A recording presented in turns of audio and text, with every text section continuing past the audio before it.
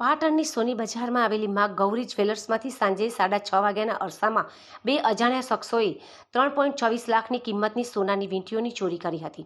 ફરિયાદી નિલેશકુમાર મનોહરભાઈ પટેલ, ઉંમર વર્ષ 46, ધંધો સોનીકામ, રહેવાસી શારદા ટોકીઝ પાસે, દ્વારકાધીશનો માડના જણાવ્યા અનુસાર તેઓ અને તેમના પત્ની દુકાનમાં હાજર હતા।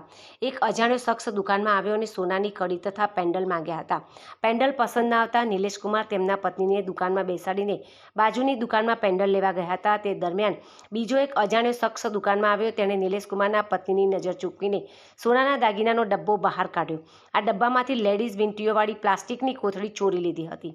કોથળીમાં અલગ અલગ વજનની અંદાજે 18 થી 20 જેટલી લેડીઝ વીંટીઓ હતી। આ વીંટીઓનું કુલ વજન આશરે 45 ગ્રામ અને કિંમત અંદાજે 3,24,000 થાય છે। બંને અજાણ્યા ચોર શખ્સો વીંટીઓ લઈને ફરાર થઈ ગયા છે। આ ઘટના અંગે પાટણ એ ડિવિઝન પોલીસ મથકમાં ફરિયાદ નોંધાવવામાં આવી છે, તેમજ પોલીસે આગળની તપાસ શરૂ કરી છે। મારી પત્ની દુકાનમાં બેઠા હતા ત્યારે ગ્રાહક તરીકે ઈશાન આવ્યો। એને મારી જોડે કડી જોવા માગી। મેં એને કડી બતાવી, કડી ગમી, પછી એને મને જોડે પેન્ડલ જોવાના કીધા। મેં એને પેન્ડલ બતાવ્યા તો પેન્ડલ એને ગમ્યા નહીં।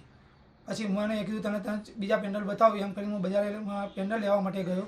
ત્યારે એ સમયે એ વ્યક્તિ બીજા ઈશાનને બોલાવ્યો અને ત્યારે મારી પત્નીને આવીને પહેલાં ઈશાને એવું કીધું કે તું એટલે પેન્ડલ જોઈ ગયો તો એ પેન્ડલ મને બતાવ।